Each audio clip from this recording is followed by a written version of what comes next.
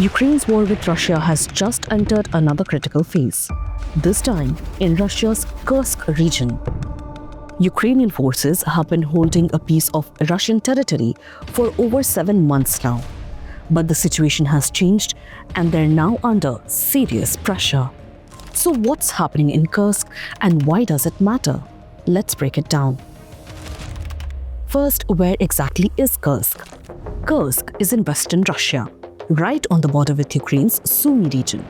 Now here's the big twist. In August last year, Ukrainian troops launched a shock attack, crossing into Russia and capturing around 1,376 square kilometers. That's nearly the size of Los Angeles. For Ukraine, this was a huge victory. After defending itself for years, it turned the tables by taking the fight directly into Russia. At its peak, Ukraine controlled about 100 towns and villages inside the Russian territory.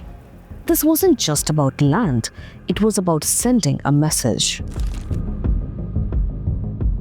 Ukraine wanted to bring the war home to Russia. It was meant to force Russia to divert troops away from Ukraine's eastern front. And President Zelensky even hinted that Kursk could be used as a bargaining chip in future peace talks. But things did not go as planned. Russia did not take the Kursk offensive lightly. By late October, Moscow started bringing in North Korean troops. Yes, North Korean soldiers are reportedly fighting alongside Russian forces. Though Russia never officially acknowledged this, Ukraine and Western intelligence say North Korea has sustained heavy casualties in the region. And then came another major setback for Ukraine. Earlier this month, US President Donald Trump put a pause on US military aid to Ukraine, including intelligence sharing. This weakened Ukraine's position even more. As a result, Russia ramped up its offensive, reclaiming most of the land Ukraine had captured. Now Ukraine's forces in Kursk are at a risk of being encircled and wiped out. And now Russian President Vladimir Putin has made his stance crystal clear. On Wednesday, March 12th, during a visit to Russia's military headquarters in Kursk, he declared that Ukrainian forces must be pushed out completely. His visit comes at a critical time.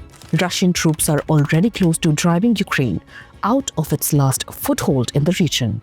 Действительно, наша задача в ближайшее время, в кратчайшие сроки, окончательно разгромить противника, окопавшегося на территории Курской области и ведущего здесь еще боевые действия, полностью освободить территорию Курской области, восстановить положение вдоль линии государственной границы. И, конечно, нужно подумать, просил бы подумать в будущем и о создании зоны безопасности вдоль государственной границы. Об этом тоже нужно подумать. So what happens next?